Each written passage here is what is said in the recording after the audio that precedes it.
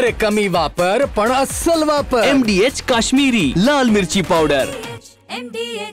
देशामध्ये राज्यामध्ये सरकार आलं आणि त्यांच्या वरच्या आशीर्वादामुळे घरात पैसे यायला लागले, त्यामुळे मी हे काम करू शकलो.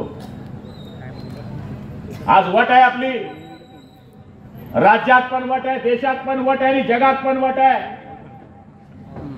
तुम एक को मारेंगे तो हम 100 के मारेंगे, हे जे आपल्या मोदीजींनी म्हटलं होतं ते दाखवून दिलं.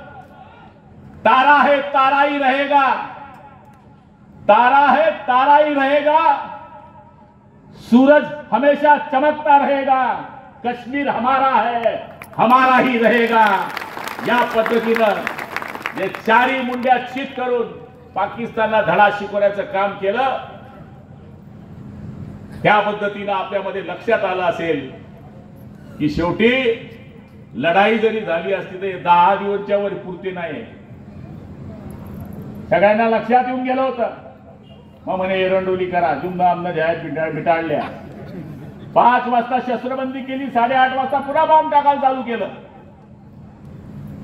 चित्र बघा, फोटो बघा, ज्या मुलाचं लग्न झालं, आज हळद लागली, उद्या लग्न लागलं आणि तिकडनं कॉल आला, तो एसटीत बसला की चाललोय सीमेवर. काय जिगर असेल. आज मी सकाळी घोडगाव इथे गेलो, चोपडा तालुक्यात.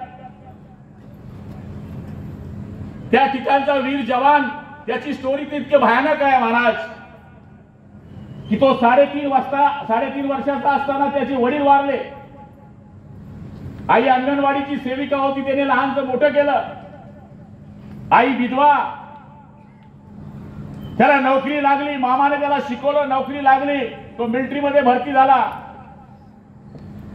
आणि 2 वर्षामध्ये मिलिटरीमध्ये गेल्यानंतर 3ऱ्या वर्षी त्याला सीमेवर, मणिपूरच्या सीमेवर हुतात्मा पत्करावं लागलं. आणि ती बाई, त्याची मिसेस सुद्धा विधवा झाली. आज त्याची मुलगी फक्त 6 वर्षाची आहे. तुम्ही आपण जे सुरक्षित बसलेले आहेत ते फक्त वीर जवानांमुळे.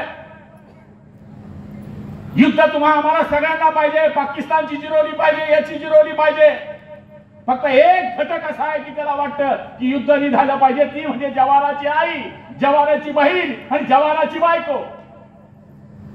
कारण तिला माहित नाही कधी फोन येईल, काय येईल. फोन आला म्हणजे ती छाती धडधड करते की काय झालंय. म्हणून आज आपण जे सुरक्षित बसलो आहे ते जवानांच्या भरोशावर सुरक्षित बसलो आहे. आणि आज या जवानांनी हे सिद्ध करून दिलं. माझ्याकडे योगायोगाने सुरक्षेकरता जे पोलीस बांधव आहेत त्याच्यातले 90% पोलीस मिलिटरी मॅन आहे. त्यांनाही कॉल आलाय, तयार रहो. मी त्यांना विचारलं, तुम जाएंगे?